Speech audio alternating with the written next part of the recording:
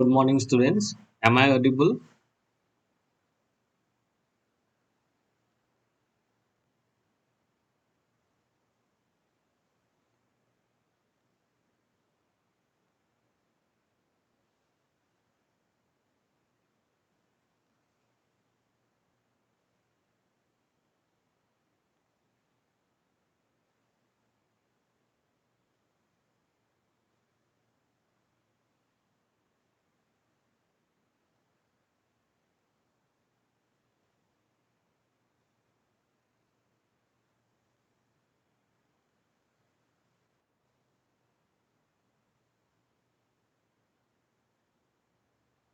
Okay, so the last part of this unit we are going to discuss today. Okay,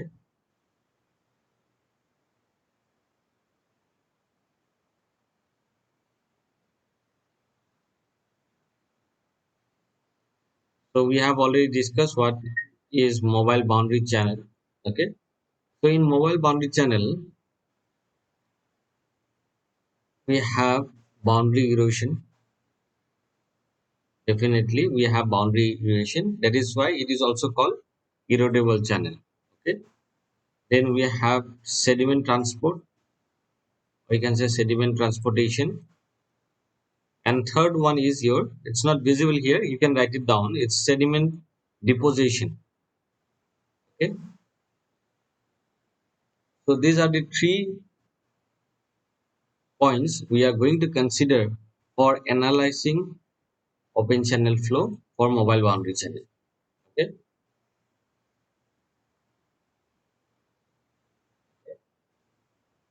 one is your boundary erosion, because you are not going to fix the boundary, so there is a probability of erosion. Okay, then sediment transportation, it depends, also it depends on the river, what is the percentage of sediment it carries. Okay, and the third one is sediment deposition. Definitely there will be some deposition of sediment at the bottom of the channel. Okay, so we have a very important topic, it's called incipient motion condition. Okay, incipient motion condition. Okay,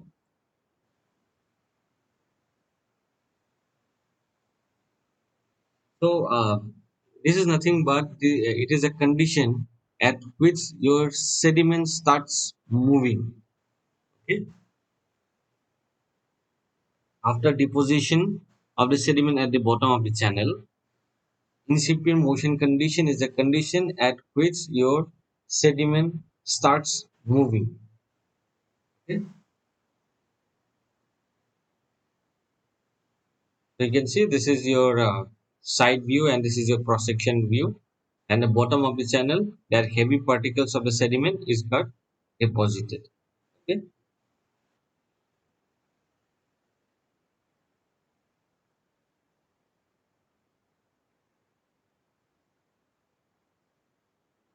In incipient motion condition, consider a channel with sediment with a fixed bed slope. That bed slope is fixed. Now, in that particular channel, the force exerted by the flow on the sediments is equal to shear stress. Okay, suppose in that particular section, so this is your cross section and that sediment is deposited at the bottom of the channel. Okay, so now when the flow of water is flowing through this channel, there is a force exerted by the flow of water on the sediments. Okay, that force is nothing but is equal to shear stress. Okay, and this, I think this equation is very much familiar. We have already discussed this equation in the previous unit. Okay, in the shear stress topic. Okay, so this also called your tractive force. Okay, this is also called as tractive force.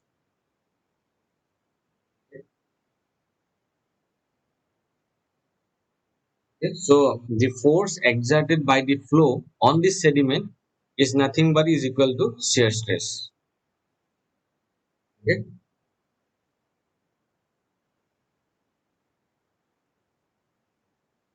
You see the in this equation you have specific weight multiplied by r hydraulic mean depth or multiplied by bed slope. Okay, so we have already mentioned that bed slope will be fixed. Okay, once you construct a channel your bed slope will be fixed. Okay, then we have specific weight multiplied by r. Okay, r is nothing but area by weighted perimeter, cross sectional area divided by weighted perimeter. Okay, now see,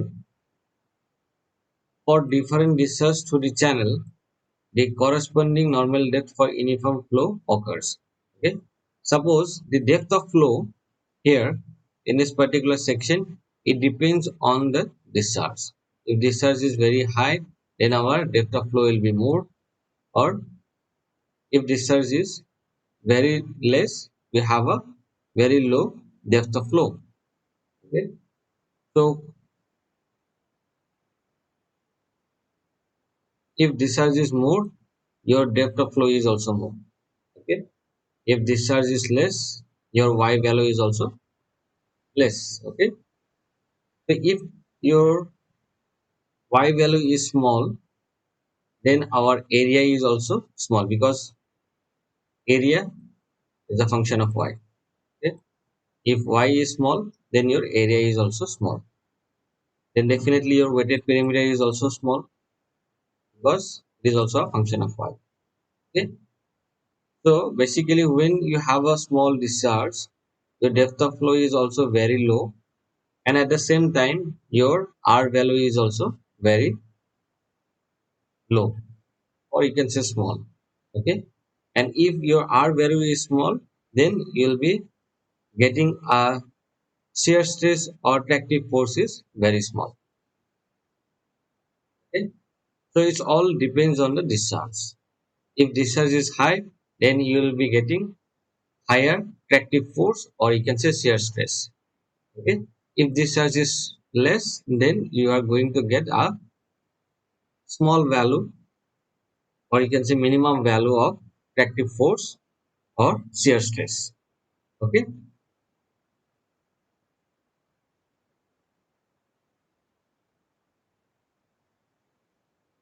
okay. So we all know at the bottom of the channel, because of the friction, our velocity and depth of flow is very less. Okay, and that is why sometimes it happens, it behaves like a rigid boundary. Okay, once this sediment deposited, there is another disadvantage of a mobile boundary.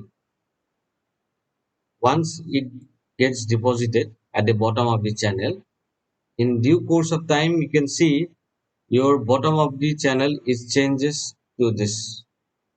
Okay, your bottom of the channel is changes. When it happens, what happen? Your capacity of the channel decreases. Okay, your capacity of the channel decreases. Okay? So this is another one disadvantage of mobile boundary. Okay, so when this acts as a fixed rigid boundary, then we don't have any movement of sediment from this portion, from the bottom of the channel. Okay, so that is why it's written here. Hence, the sediment at the bottom remains at rest, and the flow is similar to the rigid boundary channel. Okay, before this is your channel section, and after deposition, your bed level will increase. Okay, which means the reduction of capacity. Okay, reduction of capacity. Okay, so here, that is why it's written here. Don't worry, I will give you this PDF file. Okay, so the sediment at the bottom remain at rest and the flow is similar to the rigid boundary channel. Okay, so definitely as the discharge goes and increasing, if we increase the discharge, your R value is also increased. As a result of which your shear stress will also increase. Okay? If we increase the discharge, we will increasing the depth of flow, and if we increase the depth of flow, that area and weighted perimeter is also increases, and because of this area and perimeter, our R value is also increases. And we all know shear stress is nothing but is equal to specific weight multiplied by R multiplied by bed slope. Okay, if R increases, our specific, sorry, shear stress is also increases. Okay?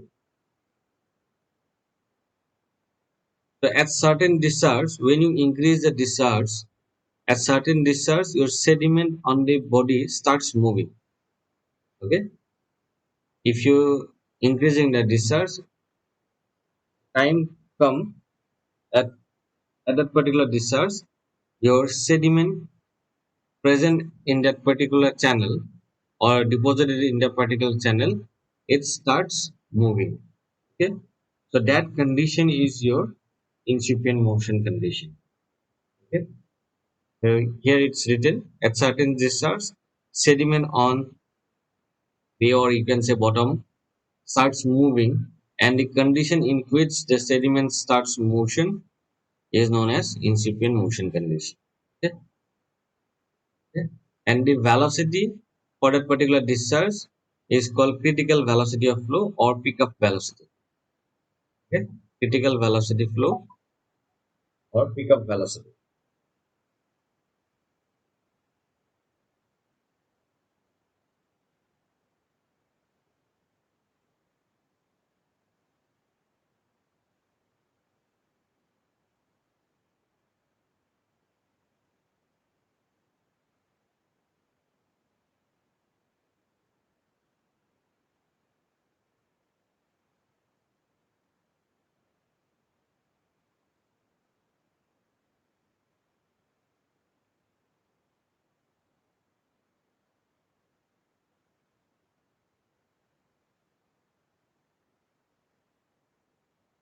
Okay?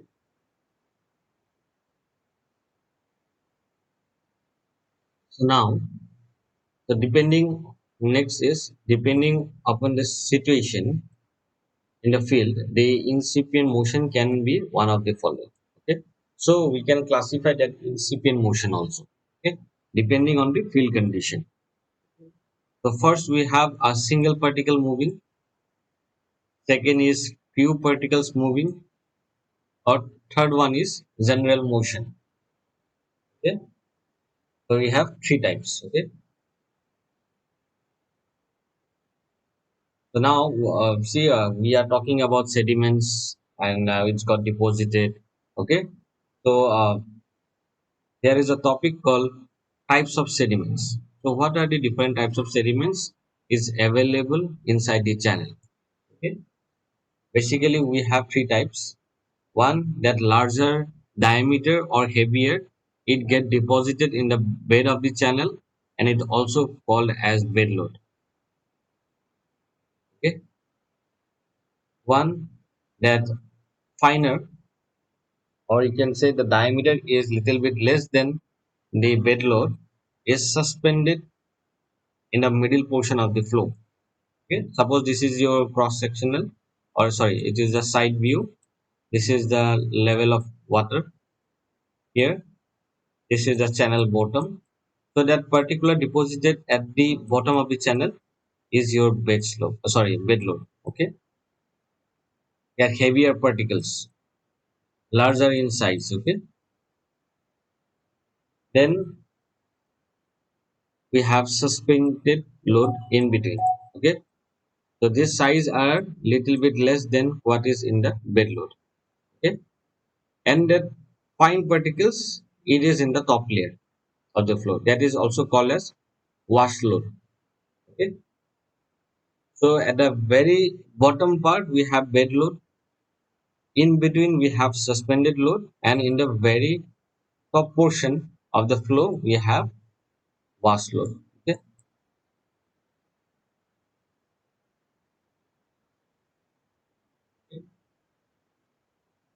So we have three types of sediments: vast load, suspended load, bed load. Okay,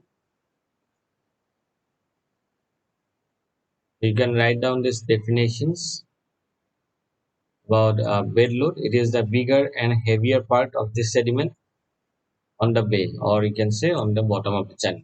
Okay. Number two is suspended load, medium size of the sediments kept in suspension in the middle portion of flow.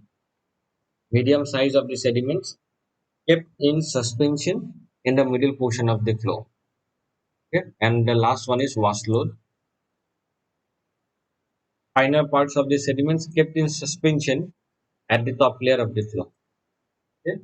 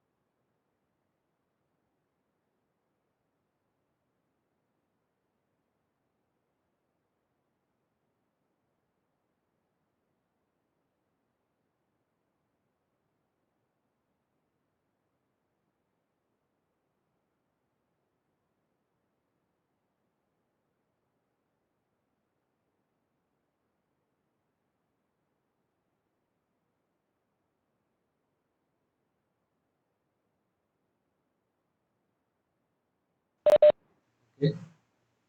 Over.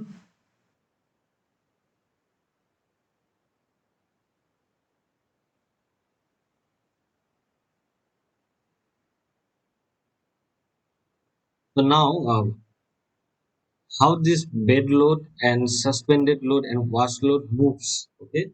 Suppose the sediment particles in the bed load, how when the water flows and when we have incipient motion condition, how this movement of sediments occur. Okay. So that we are going to study in the next.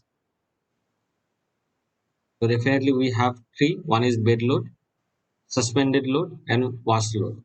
Okay. So next topic you can write modes of movement of sediments. So our bed load that is at the bottom of the channel, the bed load at the bottom of the channel moves by rolling. Okay.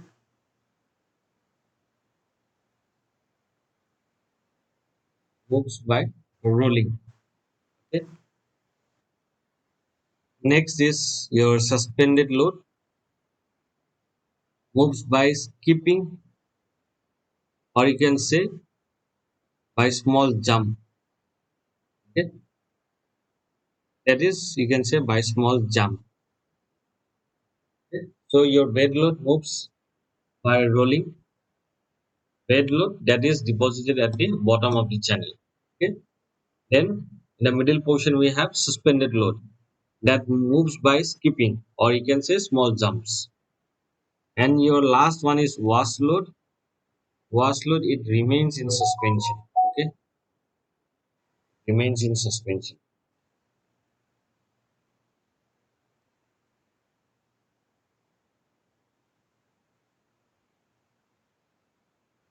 So you write down these three.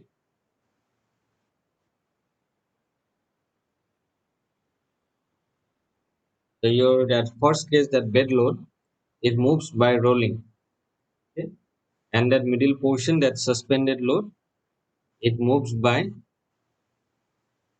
skipping, or you can say it's a small jump. Okay. And your third, that is your wash load, it remains in suspension.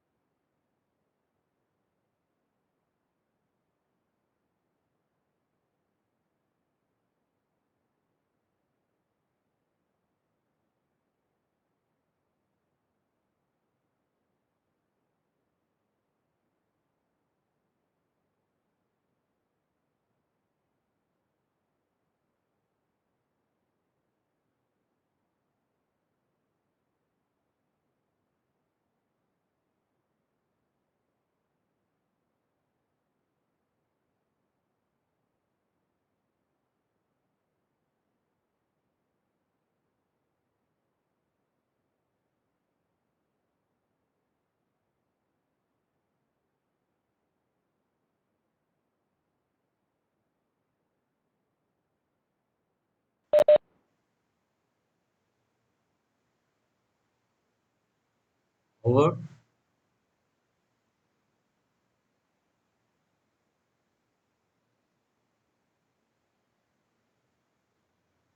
Okay. So that we have different theories for sediment movement. Okay.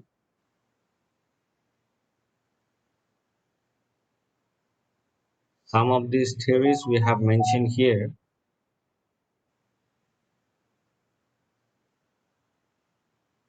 You can write down these theories. Number one. Okay. This is your number two. That is Jeffrey's. Okay. You can write this one. Jeffrey's lift concept. Okay. And number three. This is one. This is two. This is three. Okay. And this is four. Okay. So these are the four most widely accepted method for sediment movement. Okay. We are going to discuss this one. Okay, Seals tractive force theory. Okay, others we are not going to discuss in details. Okay, we can write down only four. The first theory is based on your critical velocity. Okay. Second, you have Jeffrey's lift concept. Third, it is based on non-dimensional tractive force approach. Okay. And last one is White's approach.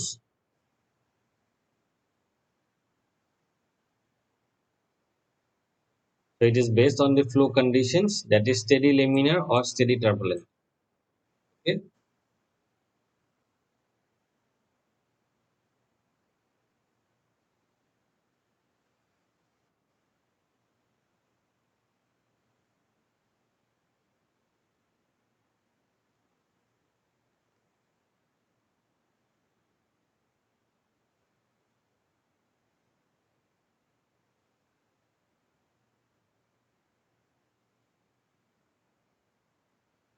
Okay. So yeah, you are going to get this PDF. You can write it down from there also. Okay.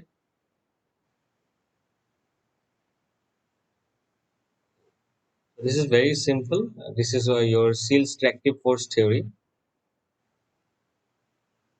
It's developed. This theory was developed in 1936, which is based on non-dimensional tractive force, which is equal to, you can write down this expression. Okay, so this divided by ws minus w multiplied by d. Okay, so this is nothing but your tau is your tractive force, ws is specific weight of sediments. Okay, and small w is your specific weight of water, and this is the diameter of the sediments.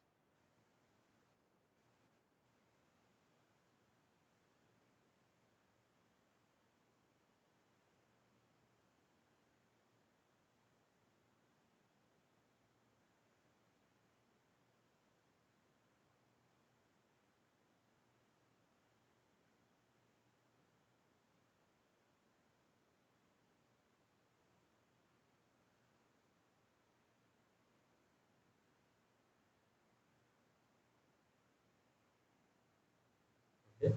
So this is the expression for your Seals tractive force theory, which was developed in 1936. Okay. And it was developed by A. Seal. Okay. This is nothing but your tractive force. This is your specific weight of sediments, specific weight of water, diameter of the sediments.